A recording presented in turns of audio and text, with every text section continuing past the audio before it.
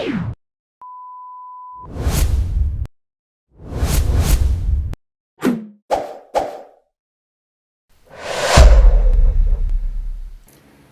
everyone, this is Raymond Makapugay, web and graphic designer by profession, and right now, frustrated vlogger na din.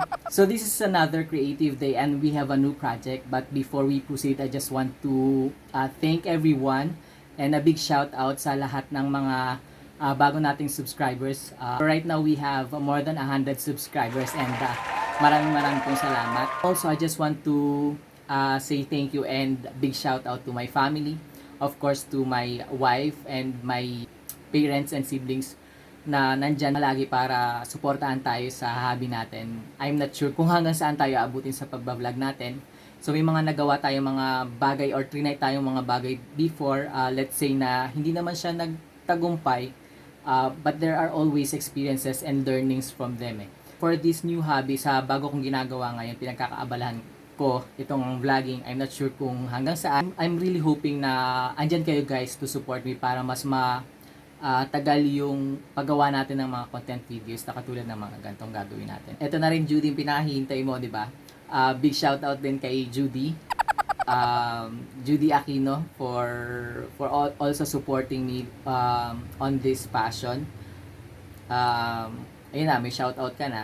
As I have mentioned sa ating previous video, we will have a series of content regarding Christmas season. So this is another day na gagawa tayo ng something related of course to the season, which is Christmas season, at gagawa nga tayo ng Christmas lantern today.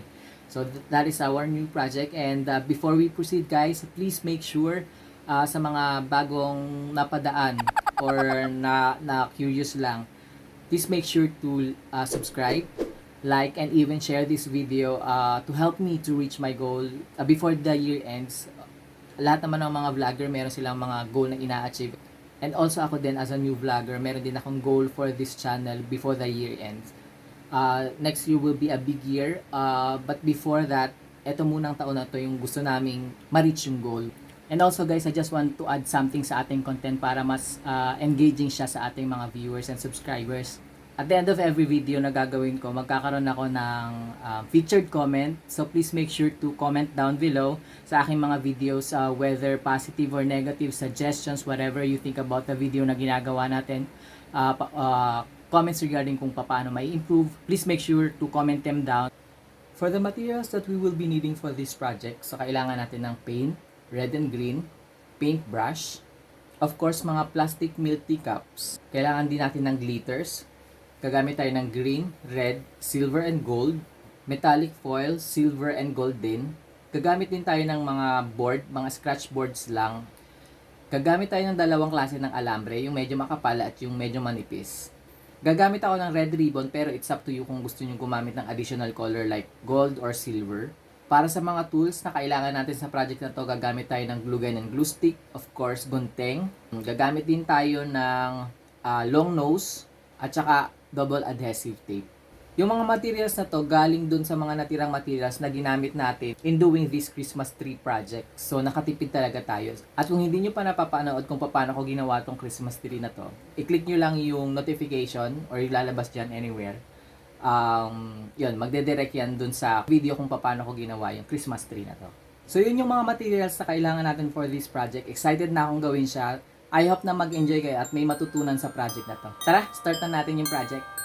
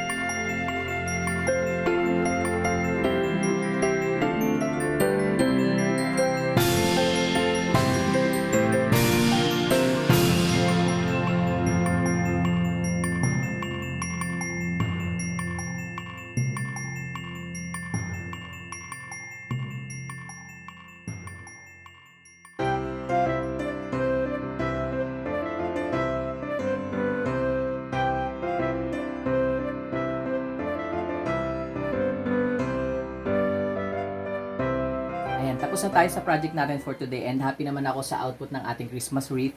I hope you guys enjoyed this project. Ako personally nag-enjoy ako sa project natin.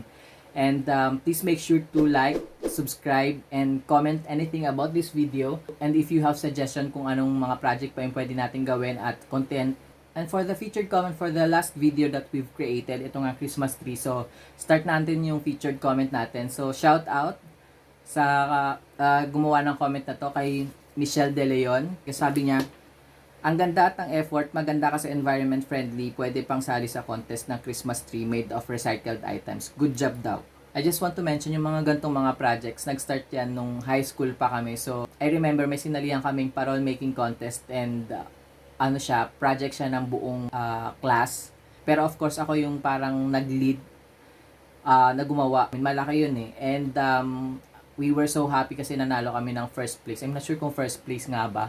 Pero basta nanalo yung parol na yun, malaki yun at saka mabigat. So, doon nag-start yung, parang nung high school nag-start, na-realize ko na meron talaga akong creativity sa katawan.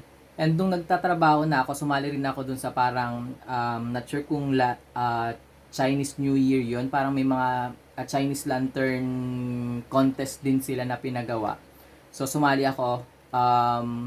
Ginawa ko is yung parang dragon made of wire and Japanese paper. And luckily, nanalo din siya. So, nakasali ako sa mga contest na mga ganun. And, yan. Kaya ganito din yung niche ko sa YouTube channel ko. At marami pa kayong mapapanood na mga gantong mga DIY. So, please make sure to subscribe and like my videos and even share them para rin naman maparami natin yung ating mga taga-suporta. So, yun lang. Thank you very much for watching. Bye!